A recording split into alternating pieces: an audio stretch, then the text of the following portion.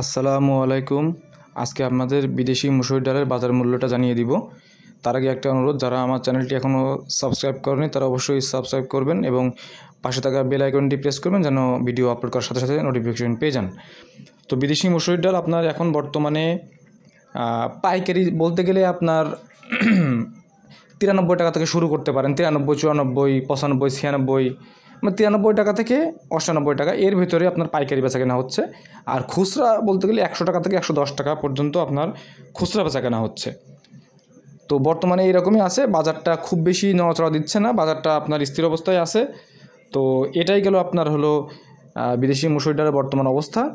তো তাছাড়া আপনারা কি বিষয়ে জানতে চান বা কোন প্রোডাক্টের উপর আপনাদের কোনো আছে কি না, মানে জানার ইচ্ছা আছে কিনা, তাহলে আপনারা কষ্ট করে কমেন্টসে জানাবেন। আমি ইনশাআল্লাহ নতুন করে ভিডিও বানাবো। আসসালামু আলাইকুম।